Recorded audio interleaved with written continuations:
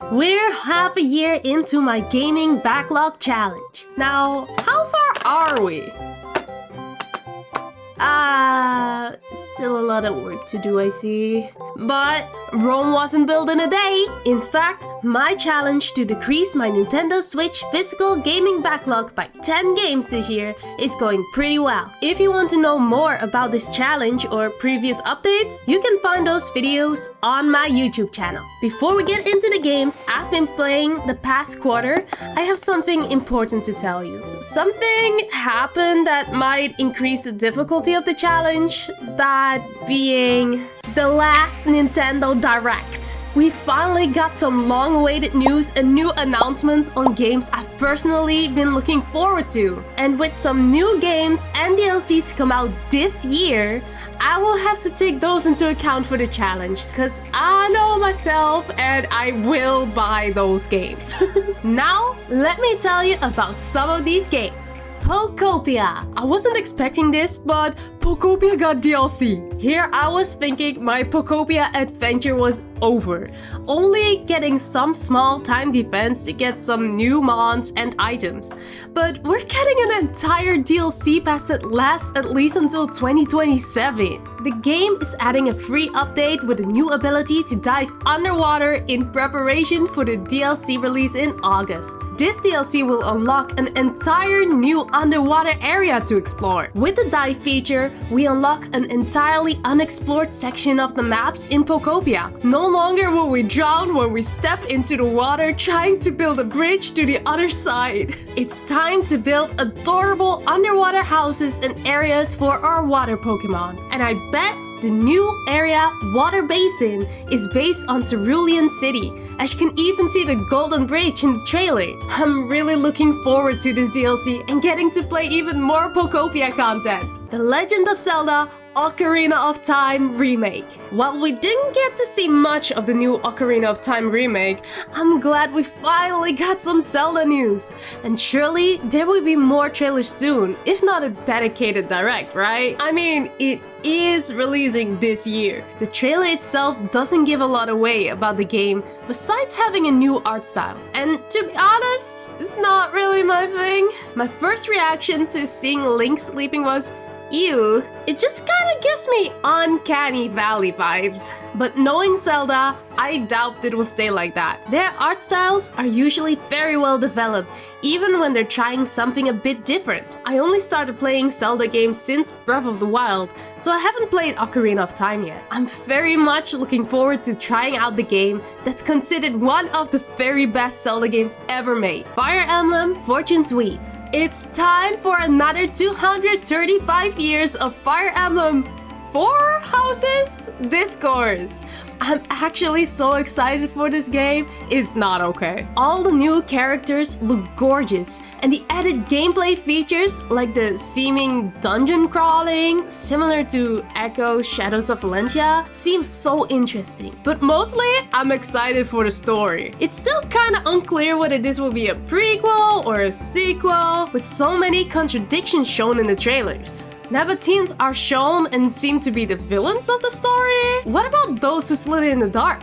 And most importantly, why is this all happening in Dagda of all places? Did Poland close off their borders that badly? I also can't wait to see the stories of all the new characters.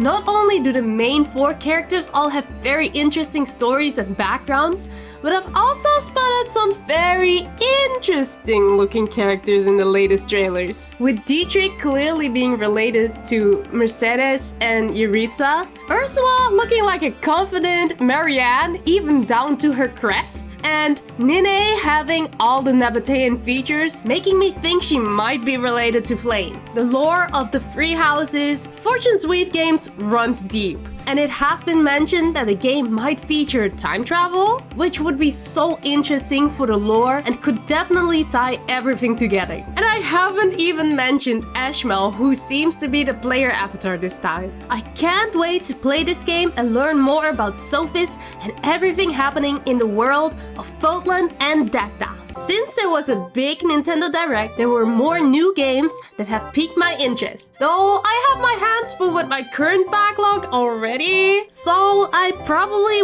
won't buy them on release. Here's a quick look at other games I might get in the future. One Piece Grand Gourmet, Final Fantasy Resonance, Pikuniku 1 and 2, Big Walk. With those new games out of the way, let's discuss all the games I've been playing the last quarter. Starting with the games we finished playing on stream. Rune Factory, Guardians of Azuma. An entire year after we started playing this game on stream, we have finally finished it. I had such a blast playing this game on stream, so much so that I forgot about the time and often kept going longer than I intended. It's your classic JRPG amnesiac protagonist that is destined to save the world from a great evil or calamity, with added farming sim and village building elements thrown in. I'd say this Rune Factory spin-off is not really a farming sim, as it focuses much more on the combat and dungeon crawling element. In fact, you can outsource all the farming to your villagers and go the whole game without touching a crop if you don't want to deal with it. This spin-off made a lot of staple Rune Factory features more automatic. Not only the farming, but the crafting has mostly been removed, instead making place for gathering recipes in the dungeons to just buy the items from craftsmen in your village. At least we don't have to buy recipe bread anymore to try and gacha our way to that one specific recipe. One thing that hasn't changed is the relationship aspect with the other characters. Bachelors and bachelorettes alike have their own stories and bonding events, though with the many romanceable characters, the amount of bond events can sometimes become a bit overwhelming. The characters themselves all have very distinct personalities, though sometimes a bit gimmicky. There's also bond events that only unlock after choosing a character as your significant other. So if you really want to know their whole story, you will just have to marry them. Though, with the new world line features, you can marry all the characters on one save file now. In general, I love this game very much, and if you like JRPGs or love some good character romance, you should give this game a try. Though, if you want to get into the Rune Factory series, I'm not sure if this is a good representation of the series as a whole. Either way, the game is well paced, with a somewhat generic though entertaining story and characters that will definitely make you laugh. A short hike. I am the beach stick ball world champion! This adorable game about a little penguin bird thing going on a short hike to get phone reception is a great experience I'd recommend to anyone. Though the game is short, there's a bunch of cute side missions where you can help out other animals around the island. From playing beach stickball to gathering seashells for a kid that basically demands them from you, to helping an artist regain their confidence and inspiration. There's so many characters around that have their own little stories. And through these side missions, the game really tries to convey positive messages like believe in yourself. The world of A Short Hike is small but beautiful, with plenty of hidden secrets to be found. Though the camera is a bit restricting with fixed positions, if it was free moving, the exploration part wouldn't have been as exciting. I can see myself coming back to this game once every few years, as it is a game that can be finished in 2 hours or less if you're not interested in all the side missions. It's a cozy and comforting experience that I would love to see more of in games. Fire Emblem Warriors, Free Hopes. This game is the only game I've been playing offline this quarter. And I have something to confess. I didn't finish this game yet. I definitely started off motivated to get this game out of the way and rather quickly finished the Golden Deer route. However, I kinda burnt out not even halfway through the Blue Lions route. Like Free Houses, this game has a lot of lore and world building going on. And after finishing the main battle in each chapter, of course you have to talk to everyone. Well, you don't have to, but you'll miss out on more if you don't. Then there's the training and activity points that you can use to train your army in class skills and cook, do chores, or picnic with characters to up their support levels. Speaking of support level, there are so many support conversations, and I even managed to miss some.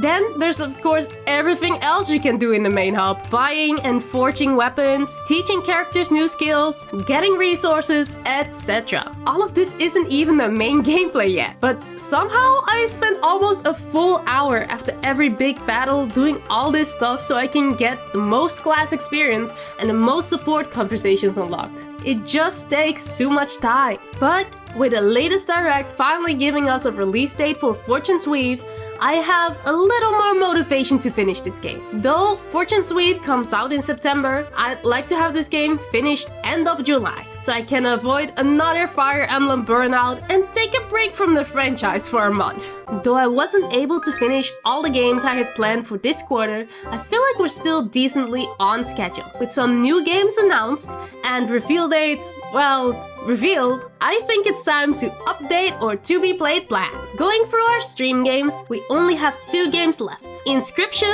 which we've already started on, and Atelier Mari. I've been told that neither of these games is very long, so we are adding the new Zelda Ocarina of Time remake to this section. Ever since I started streaming, we've been playing a bunch of Zelda games, and honestly, I think that has made those games a lot more fun for me. So let's continue the Zelda train. Though we don't have a specific release date for this one yet, so we might not be able to finish it this year if it releases in December.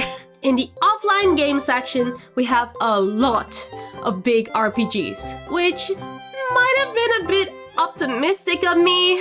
Here, we'll add the new Pokopia DLC. I think DLC does count as part of the backlog, right? Which shouldn't take too long to finish, looking at how fast I finished the main game. So what exactly are we playing in quarter 3? On stream, we will continue with Inscription and likely start on Atelier Mari 2. Though I'm not expecting to finish both of those games, if we do manage to, we'll add a game from our honorable mentions. When the time comes, we will decide between Sakuna of Rise and Ruin and Pikmin 1. As for offline games, I will finish Fire Emblem Warriors 3 Hopes. Then in August, I'll focus on clearing Radiant Tail. From playing similar games, I know this will take me about a month or less to finish if I really get into it. Finishing it right on time for the release of Fire Emblem Fortune's Weave.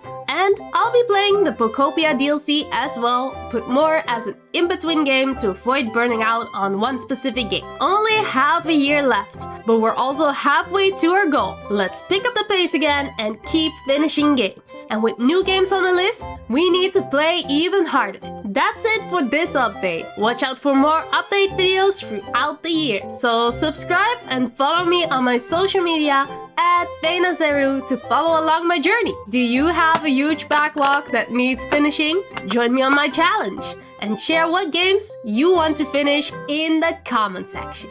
Alright, it's time for me to play some games now. Hope you have a great evening, morning, night, or afternoon, whatever time it is for you, and Vlog out.